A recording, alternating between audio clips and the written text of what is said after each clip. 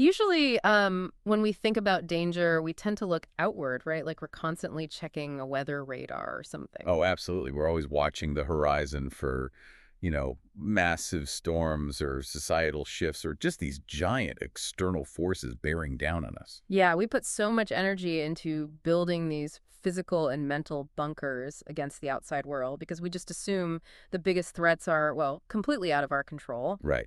But the notes you sent us for today's deep dive, I mean, they completely shatter that radar. We're looking at a Yeah. threat landscape that isn't out there at all. It's in here. Exactly. You shared this really fascinating analysis of an ancient Buddhist discourse, the Balapandita Sutta. Yeah, as guided by the scholar monk Venerable Thannapanguwe Amitha Himi.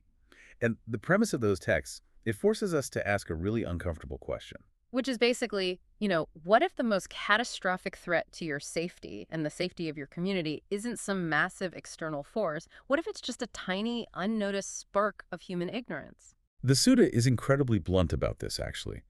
The Buddha states that whatever fears, disasters, or misfortunes arise in the world, every single one of them originates from the fool. Right, meaning the ignorant or uh, unmindful person. Yes, and never from the wise.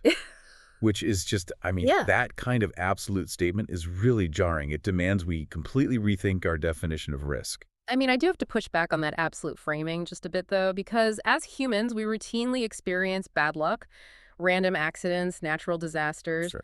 So surely this ancient text isn't suggesting that, like, my own ignorance caused a literal hurricane, right? Well, no, it isn't claiming that human foolishness manipulates the weather. The text is demanding we examine the mechanisms of causality Yeah. and human response. Okay, so an earthquake is just a geological event. Exactly. It only becomes a societal disaster based on how we react, how we prepare, and, frankly, how we treat each other in the aftermath. The Sutta suggests that a lack of mindfulness and unwise actions are the actual catalysts. The catalysts that turn a difficult situation into, like, profound suffering. Right. Okay, that helps clarify the internal psychology. But the text goes further, right? It claims this internal state causes massive external harm. I struggle to see the mechanics there. How does one person's private lack of awareness actually create a tangible disaster for the community? To explain that mechanism, the discourse uses this very visual analogy. It asks us to picture a small, fragile hut Uh-huh. constructed out of dried reeds and thatch. Okay, so highly flammable. Yeah. And if a stray spark lands on that dry thatch, the hut goes up in flames. Exactly. But the fire doesn't respect property lines, right?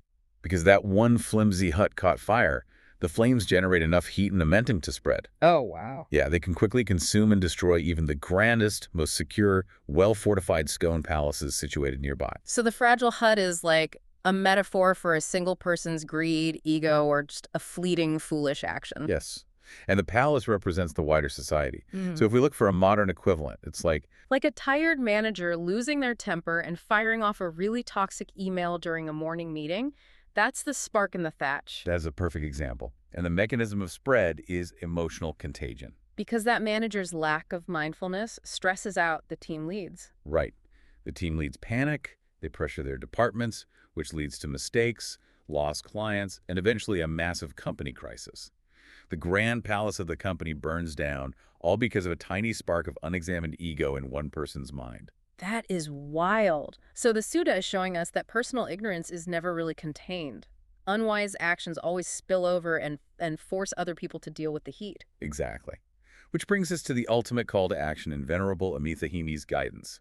The solution isn't to wander around trying to extinguish everyone else's fires. Right, the work is entirely internal. It's about actively recognizing our own traits of ignorance. Our quick tempers, our biases, our petty frustrations, and systematically replacing them by cultivating mindfulness and taking actionable steps.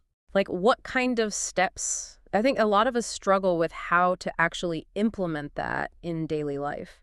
Well, it starts with simple morning habits for focus, like just taking 3 minutes when you first wake up to sit quietly and set a clear intention. Just to not be reactive that day. Exactly. It literally rewires your baseline. And then for the heat of the moment, like say you're in a really stressful work meeting, there's a great exercise for staying mindful. Oh, I definitely need this one. You just plant both feet firmly on the floor, focus your attention entirely on the physical sensation of the ground beneath your shoes, and take one deep breath before you speak. Wow, just forcing a physical pause. Right. Because wise actions prevent conflict. When you pause and breathe instead of snapping back at a frustrating colleague, you act as a firebreak. You stop the chain reaction of chaos before it can reach the palace next door. Exactly. Your personal mindfulness ceases to be just a private self-improvement exercise. It becomes the active defense system your community relies on. A wise person refuses to supply the dry thatch that conflict requires to burn. That makes the pursuit of wisdom an act of profound public service. I love that. Well, we've reached the end of the sources you shared with us today, but I want to leave you with a new angle to consider as you go about your week. Because we do live in an era where, digital ecosystems and social media algorithms are specifically engineered to provoke outrage and emotional reactivity. Yeah, they act like a constant wind blowing across dry thatch. Yeah. So next time you feel the urge to instantly react to a provocative headline or a frustrating comment, ask yourself, are you allowing your attention to be weaponized into a spark, or will you be the firebreak that stops the burning?